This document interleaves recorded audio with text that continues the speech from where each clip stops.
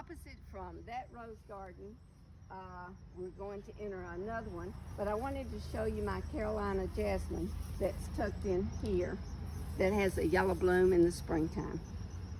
So when you're doing your gardens, I like to kind of layer things up, and it kind of has the English informal look.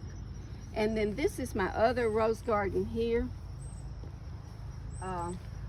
This is Angel Blush, and then that one is Strike It Rich, the gold yellow. And then this orange back here is, or salmon color, is Touch of Class.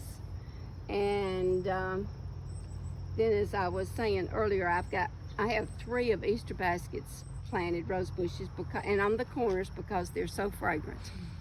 And then this is another garden that my good gardening friend, the Lord, helped me with.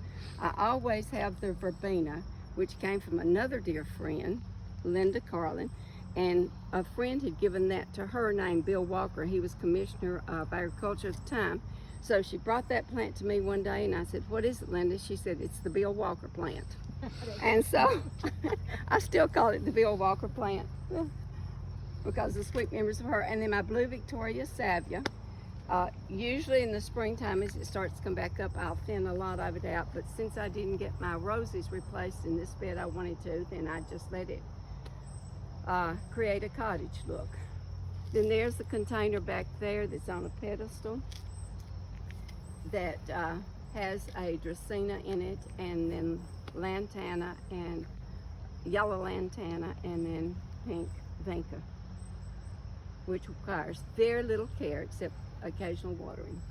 And then in the springtime, one of the first things that I have blooming are my Annabelles, and I have a long hedge of them, and sometimes I will cut them back in order to get another bloom cycle, but I also like the blooms to look like they're going into fall and becoming wintertime for us.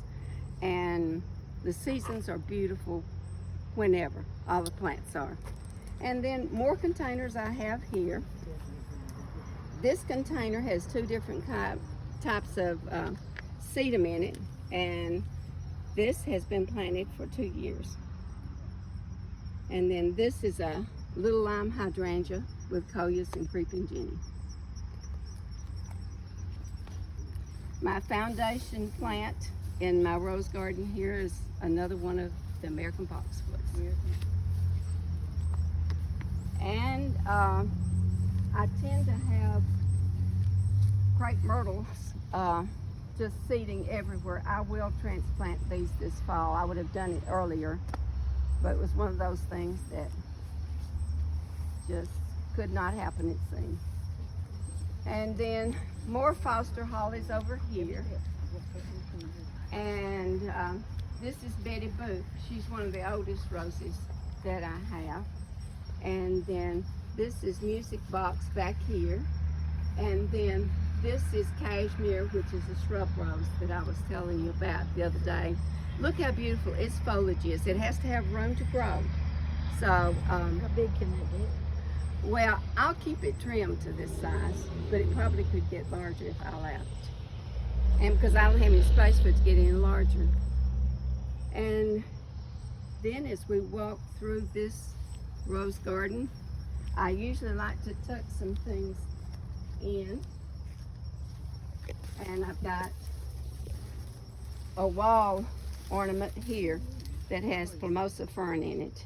And of course this is variegated vinca bordering the back of the house, and it will grow anywhere.